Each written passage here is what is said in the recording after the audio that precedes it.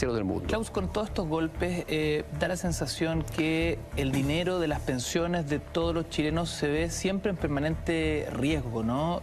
Casos como este y otros, ¿sientes tú que es el momento de reformular el sistema de AFP en Chile?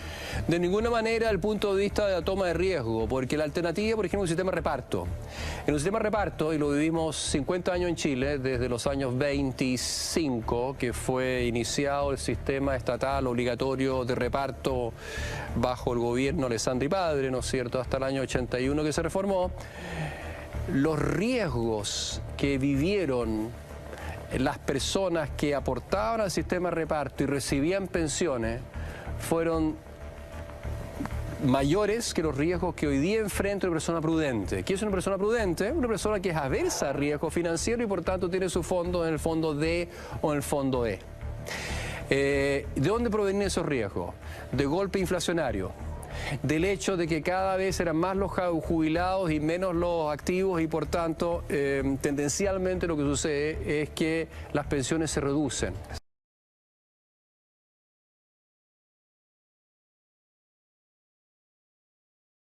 Aportan y más que sacan pensiones. Exacto. Tercero, porque le cambian las reglas del juego. Y las cajas públicas o bancarias, las 23 cajas que había al momento de la reforma 81, ¿no es cierto?, daban todos beneficios y aportes a su exigir aportes distintos y además los cambiaban. Los controladores de esas cajas, que eran funcionarios públicas típicamente, cambiaban las reglas de juego. Entonces tu pensión que parecía alta, de repente te la rebajaban fuertemente porque entraba más gente al sistema a pensionarse en forma temprana, etcétera, etcétera. Es decir, los riesgos políticos en un sistema de reparto son al menos tan grandes como los riesgos financieros en un sistema de capitalización. Y sobre eso hay estudios, no es un invento mío, sino que se ha comparado esto. Quien ha escrito mucho sobre esto es mi colega la católica Salvador Valdés Prieto, que tiene muchos estudios que analizan los riesgos políticos del sistema de reparto, que son, y los riesgos demográficos por el envejecimiento de población, que son enormes. Hay algo que inquieta muchísimo a la gente y tiene que ver con lo bajas que son las pensiones en nuestro país. Así es. ¿Por qué sucede eso? ¿Cómo podemos explicarlo? ¿Cómo podemos entender? Yo creo que la Comisión Bravo, la Comisión de Propuesta de Reforma a Pensiones que nombró la presidenta hace unos 2 años y que entregó su informe hace más o menos un año atrás, después de 15 meses de trabajo, bien largos, esa Comisión Bravo tiene buenos diagnósticos, malos diagnósticos, buenas propuestas y malas propuestas. Es para todos los gustos. De hecho, hay tres propuestas distintas, la A, la B y la C. La C la suscribió una sola persona a la comisión, así que ni siquiera lo comento.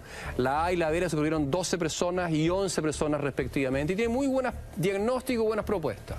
¿Qué es lo que dice el estudio de la Comisión Bravo? Número 1, las pensiones en Chile son bajas. La famosa tasa de reemplazo, que es el promedio, es la relación que tiene la jubilación con los sueldos promedio de los últimos 5 años ganados. Esa relación es aproximadamente en promedio entre un 40 y un 45%. Hay muchos cálculos sobre eso. Alguna gente llega a 38, otros llegan a 60, pero yo me quedo con el 40 o 45% de Comisión Bravo. Ahora bien, ¿a qué se debe que sea tan bajo? Número 1, porque aportamos muy poco. La tasa de contribución es 10%. ¿Sabe usted, estimado televidente, lo que aporta los británicos antes y después del Brexit, los alemanes, los finlandeses, los americanos, los japoneses, todos los países desarrollados en promedio, 20% del sueldo? Exagero en algo, 19,7%, nosotros 10%. Entonces, ¿qué propone la Comisión Bravo? Muy correctamente propone que ese 10% no llegue al 19,7% promedio de los países desarrollados, llegue al 13 o al 14% gradualmente, en un lapso, por ejemplo, de 4, 5, 6 años, y que ese aumento de la tasa de contribución sea a cargo del empleador, no del trabajador, no del empleado. Propuesta número 1 que yo suscribo plenamente. ¿Qué efecto tiene eso sobre las pensiones? un 30, 40% más. Así es simple, subes del 10 al 13 o del 10 al 14, significa que tu pensión final va a ser 30 o 40% mayor. Por ese puro efecto, entonces, la tasa de reemplazo, la relación entre el sueldo y el salario, va a subir de un 40% a un 56%, que es un buen aumento. La realidad, entonces, hoy es la siguiente. Propuesta 1, falta otra propuesta. Paréntesis, para que vayamos entendiendo, ¿no? Hoy las pensiones son en promedio estoy recibiendo menos de la mitad de mis últimos sueldos. Así es. Esa es la realidad actual. Así es. Así. Y alguna gente recibe el 80% y alguna gente recibe 20%, 15%.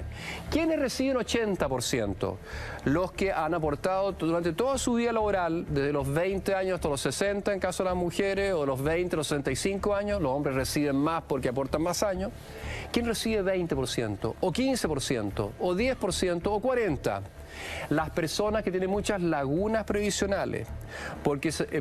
¿Y qué son las lagunas previsionales? Son los periodos en los cuales ellas no han contribuido, no han ahorrado en sus cuentas la AFP, porque, en el caso de las mujeres, tuvieron guagua, se quedaron en la casa cuidando la guagua, o salieron de un empleo formal y se metieron en un empleo informal, donde el empleador no cotiza por ella, donde evade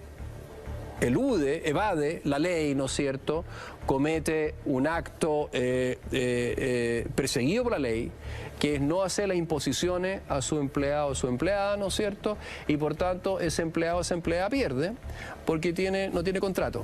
Tampoco tiene prestaciones y seguro de salud, tampoco tiene un seguro de cesantía, ¿no es cierto? Pierde todos los beneficios que van con los programas obligatorios de contribuciones, que son muy importantes y muy necesarios para asegurarnos contra eventos de salud, contra una vejez sin ninguna pensión o una pensión muy baja, el 20%. Claro.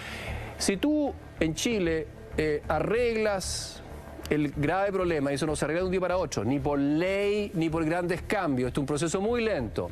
Si logramos reducir la informalidad de un actual 30, 35%, quizás a un 10% de los trabajo, para decir un 25% más de los chilenos que son autoempleados independientes y no imponen porque la ley todavía no los obliga, lamentablemente, o segundo, porque trabajan con un empleador que evade su responsabilidad laboral, ¿no es cierto?, en el sentido que no hay contrato, no hay contribuciones. Si arreglamos eso, la tasa de reemplazo promedio de los chilenos y las chilenas puede subir otro 15, 20 puntos, ¿no es cierto?, dependiendo si la informalidad la reducimos poco o mucho. Tercer cambio. En Chile, las mujeres tienen una expectativa de vida muy alta. Seguimos hablando de la Comisión Bravo. Exactamente. Y al tener una gran expectativa de vida, ¿qué pasa? Llegamos a los 60 años, somos mujeres, nos jubilamos y nos quedan 27 años más de sobrevida, se llama eso, el periodo promedio estadístico al cual la mujer va a vivir otros 27 o 30 años. Los hombres un poco menos. Los hombres viven menos que las mujeres, ¿no es cierto? Llegan quizás unos 22 años adicionales de los 60 y como se viven a los 65 años recién, son 17 años más. Con lo cual, tiene que financiar una pensión menor con el mismo ahorro equivalente que las mujeres.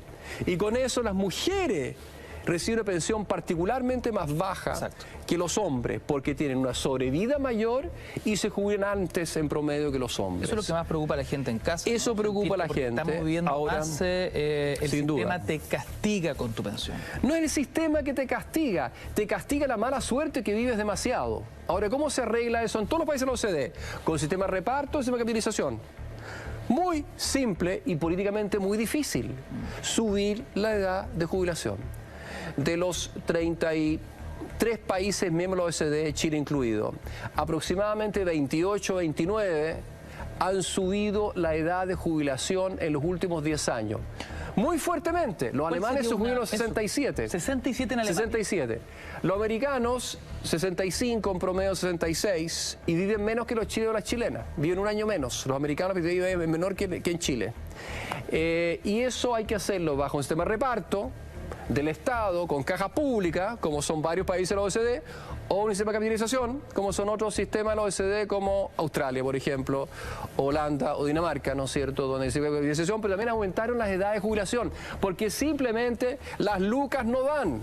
Si uno pone el 10%, la mitad del 20% de la OECD, si uno impone por un tiempo muy breve, hasta los 60 años, y hoy día vivimos 10 años más, 8 años más que lo que vivíamos hace 30 años cuando empezó el sistema, las lucas no alcanzan para financiar una pensión decente y por tanto tenemos que, lamentablemente, bajo todo sistema de pensiones, de reparto o de capitalización, estatal o privado, y eso lo demuestran día a día los 28 países de la OECD o 27 que han subido la edad de jubilación en los últimos 10 años. Ahora, la dificultad es compararnos con esos países. La realidad alemana, la realidad estadounidense es muy distinta a la nuestra. Pero los países emergentes lo hacen igual. Años en Chile, volver a conseguir trabajo es todo un tema. O sea, habría que apostar por un cambio cultural, además. Eso apuesta por un cambio cultural, y muchos países lo que hacen, de hecho, es dar alguna facilidad, algún subsidio, alguna coparticipación del Estado para incentivar la empleabilidad de las personas más viejas.